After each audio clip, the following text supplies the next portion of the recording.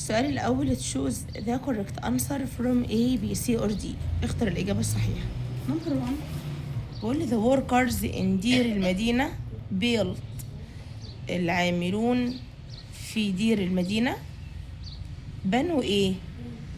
royal tombs. المقابر الملكية. نمبر 2 the drawings and notes. رسومات والملاحظات found in دير المدينة اللي موجودة في دير المدينة were made on. صنعوها على ايه او عملوها على ايه؟ الملاحظات اللي كانت بالنسبة لهم يعني بمثابة نوت بوك. كانوا بيكتبوا على ايه في الاول كده؟ كانت بمثابة نوت بوك بالنسبة لهم كده في الاول. كانوا بيكتبوا الملاحظات على ايه؟ حد عارف؟ pottery اللي هو الايه؟ الفخار. Number 3 not is a person. مين الشخص who builds or makes اللي بيبني أو بيصنع أو بيعمل things أشياء skillfully بمهارة. خدناها قبل كده craftsman الحرفي.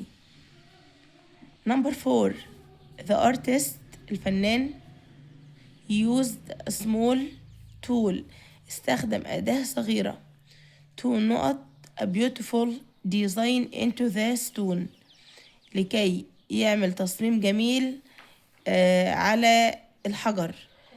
علشان يعمل ايه بقى؟ ينحت carve.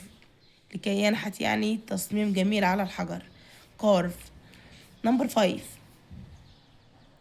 the patterns الزخارف on the walls اللي على الحوائط يعني أو على الجدران show بتظهر how the workers نقط their homes. بتظهر كيف عمل العمال ايه في بيوتهم. كيف ايه؟ زي ما زينوا الحوائط بتاعت دير المدينة اكيد عملوا بيوتهم كده decorated their homes. كيف زينوا ايه؟ منازلهم يعني زينوها بنفس الطريقة يعني بنفس الزخارف دي decorated. Number 6 the نقط were built for an ancient king and queen. إذا إيه؟ بنيوا في بالجمع يعني بصيغة الجمع لكل ملكة وملك من مصر القديمة يعني الملوك القدماء الفراعنة يعني. بنوا إيه لكل ملك وملكة؟ رويال تومز يعني مقابر ملكية لكل ملك وملكة. Number 7 you can see different نقط that people carve on the old temple walls. أنت تستطيع أن أنت ترى إيه مختلفة الناس نحتوا الحاجات ديت على جدران المعبد القديم patterns زخارف patterns. Number 8 scientists العلماء use يستخدموا special filters فلاتر مميزة أو خاصة to aid the water before people drink it. لكي يعملوا إيه في المياه قبل ما الناس تشربها؟ purify لكي إيه؟ ينقوا الماء قبل ما الناس تشربها. والفلتر طبعا احنا عارفينه بنقي المية. Number 9 the manager المدير called a meeting to إيه؟ عمل اجتماعي يعني مقابلة يعني لكي ايه the new company rules علشان نوضح قواعد الشركة الجديدة. لكي يوضح clarify يعني يوضح. Number 10 we planted flowers نحن زرعنا زهور to our garden. عايزة اقول علشان نجمل حديقتنا بتبقى جميلة يعني beautify. بعد كده بقول لي read and complete the text with the words in the box. القطعة بتقول welcome to our art museum. في number 8 purify التانية. يلا نشوف القطعة. بقول لي welcome to our art museum مرحبا بك في متحف الفن الخاص بنا. here هنا every نقط designs and paints beautiful نقط every ايه. عايزة اقول كل حرفي بيصمم وبيرسم او بيلون beautiful ايه. الاولى craftsman والتانية patterns زخارف on pieces of pottery على ايه، على قطع من الفخار. بيصمموا زخارف على قطع من الفخار. You will discover how each artist أنت سوف تكتشف كيف كل فنان A shapes carves ازاي كل فنان يعني بينقش الأشكال دي أو بينحت الأشكال دي. takes notes about colors بتاخد ملاحظات عن الألوان and tries to simplify things بتحاول ان انت توضح الاشياء ببساطة. بعد كده تجرب الاشياء ببساطة.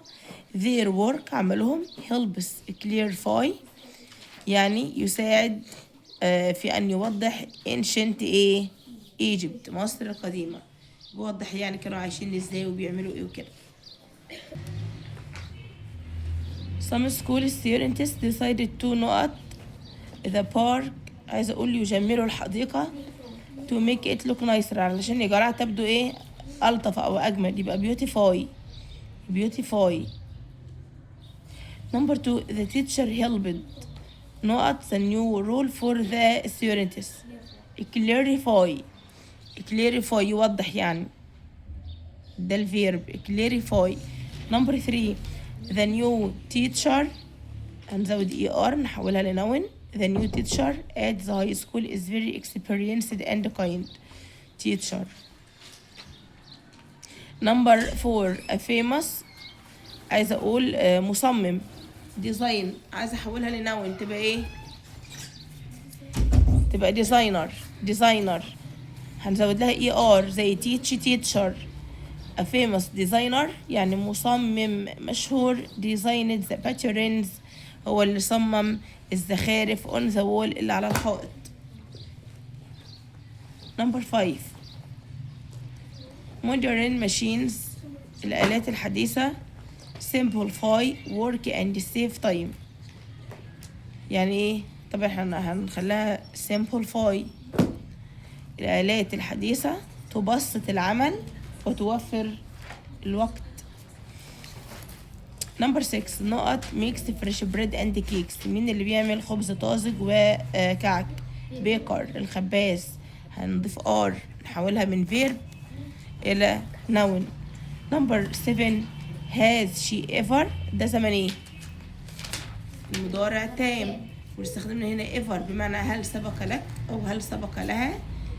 has she ever هل سبق لها النقط in a plane fly اللي تسافر جوا يعني fly flew والتصريف الثالث flown FLOWN.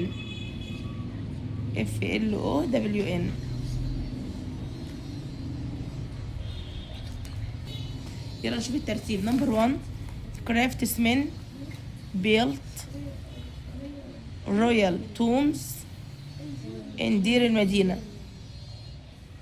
craftsmen built royal tombs in دير المدينة. number 2 دير المدينة helps us understand daily life in ancient Egypt.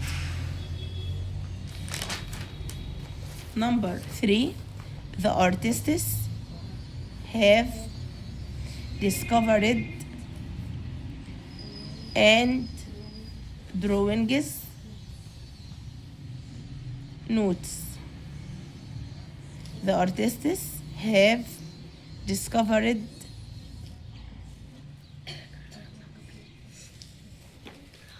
drawings and notes. تمام كده تاني. the artists have discovered drawings and notes. number 4 skilled workers اللي هم العمال المهرة يعني in دير المدينة اللي كانوا في دير المدينة. skilled workers in دير المدينة have lived يعني عاشوا have lived. لا سوري استنى. skilled workers in دير المدينة. تمام صح. have lived لأن lived كده تمام. with their families. تاني skilled workers يعني العمال المهرة in دير المدينة اللي كانوا عايشين في دير المدينة. have lived يعني عاشوا with their families مع أسرهم. نمبر 5 آخر جملة معانا في الترتيب. that sounds like the first kind of notebook. That sounds like the first kind of notebook.